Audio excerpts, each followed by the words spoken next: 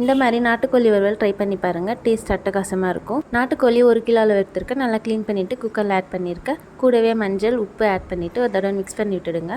நாட்டுக்கோழி மூழ்கிற அளவுக்கு மட்டும் தண்ணி ஆட் பண்ணிவிட்டு குக்கர் மூடியை க்ளோஸ் பண்ணிக்கலாம். இப்போ ஸ்டவ் ஆன் பண்ணிக்கோங்க. 4 விசில் வரட்டும். அதுக்குள்ளார மசாலா அரைச்சிட்டு வந்துடலாம். கொத்தமல்லி, மிளகு, ஜீரகம், சோம்பு, கசகசா, பட்டை, லவங்கம், ஏலக்காய், அப்புறம் வரமிளகாய் உங்கள் காரத்துக்கு ஏற்ற மாதிரி ஆட் பண்ணிக்கோங்க. இப்போ எல்லா ஸ்பைசஸும் மிக்ஸி ஜாரில் ஆட் பண்ணிக்கிறேன். தண்ணி எதுவுமே ஆட் பண்ணாமல் குறைப்பாக அரைச்சிட்டு வந்துடுங்க. குக்கர் விசில் வந்துருச்சு. ப்ரெஷரில் ரிலீஸ் ஆனதுக்கு அப்புறமா ஓப்பன் பண்ணிடலாம். நாட்டுக்கோழி நல்லா வெந்து வந்திருக்கு. இப்போ அப்படியே இருக்கட்டும். இப்போ ஒரு கடாய் எடுத்துருக்கேன். கடாய் நல்லா சூடானது. எண்ணெய் ஆட் பண்ணியிருக்கேன். கூடவே சின்ன வெங்காயம், பெரிய வெங்காயம் ஆட் பண்ணிவிட்டு நல்லா பொன்னிறமாக வதக்கிக்கோங்க. இப்போ கொஞ்சமாக கருவேப்பிலையில் ஆட் பண்ணியிருக்கேன். இஞ்சி பூண்டு பேஸ்ட் கூடவே ஆட் பண்ணிவிட்டு பச்சை வாசனை போகிற வரைக்கும் வதக்கி எடுத்துக்கோங்க. தேவையான அளவு உப்பு ஆட் பண்ணிவிட்டு இப்போ வேக வச்சுருக்க நாட்டுக்கோழியை அப்படியே ஆட் பண்ணிக்கலாம். தண்ணியோடய ஆட் பண்ணிக்கோங்க. இப்போ நல்லா கொதிச்சிட்ருக்கு. இப்போ அரைச்சி வச்சுருக்க மசாலாவை இதிலே ஆட் பண்ணிவிட்டு நல்லா மிக்ஸ் பண்ணிக்கோங்க. இப்போ ஒரு 5 நிமிஷம் கொதிக்க வச்சு லாஸ்ட்டாக கொத்தமல்லி இலை தூவி இறக்கில சூப்பராக நாட்டுக்கோழி வறுவல் ரெடி.